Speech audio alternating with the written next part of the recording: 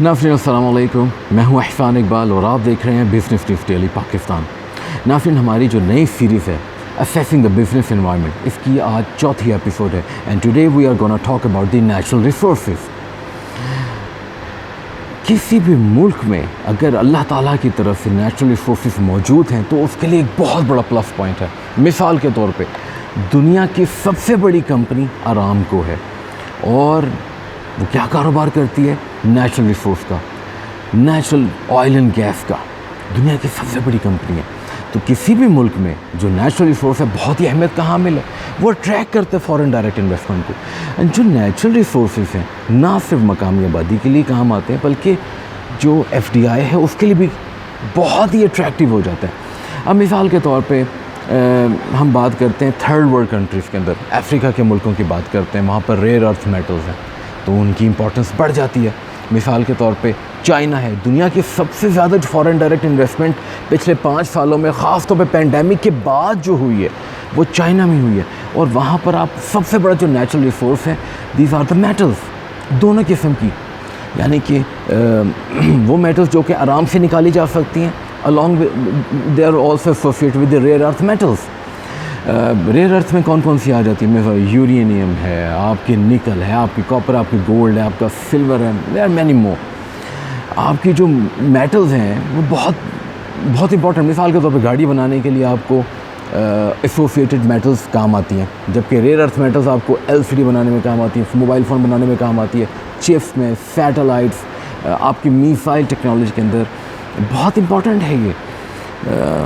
ना फिर पाकिस्तान जो जैसे मुल्क के लिए भी नेचुरल रिसोर्स अगर हो तो ये बहुत ही फ़ायदे की बात है। लेकिन जब कोई भी कंपनी ख़ास तौर पे थर्ड वर्ल्ड कंट्री में जा रही होती है तो वहाँ पर वो 3 चीज़ें देखती है नेचुरल रिसोर्सेज में। नंबर 1, क्या वहाँ पर रॉ मटेरियल है?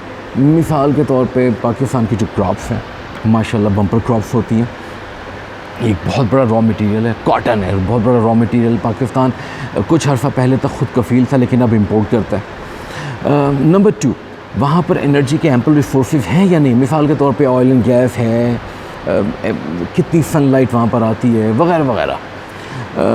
फिर नेचुरल रिसोर्सेज के अंदर वाटर भी आ जाता है। मतलब ये एनर्जी का रिसोर्स तो नहीं है लेकिन एक बहुत बड़ा रिसोर्स है, हमारी एनर्जी के बनाने में भी काम आता है। पाकिस्तान में तो बन भी रही है बिजली। फिर तीसरा जो रिसोर्स, हम मेटल्स की बात कर रहे थे, तो मेटल्स बड़ी इंपॉर्टेंट है। हमने बात की चाइना की।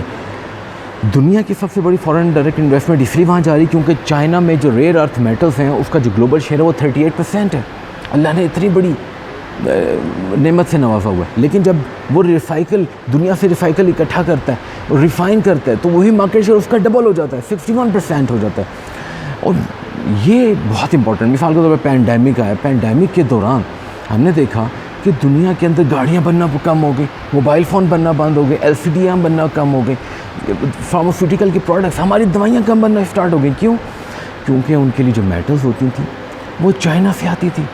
अब 21वीं सदी का जो सबसे बड़ा मौजूदा है वो है innovative supply chain, strong supply chain. किसी भी कंपनी के लिए बहुत इंपॉर्टेंट है कि वो अपनी जो रिसोर्सेज हैं वो इकट्ठा करे।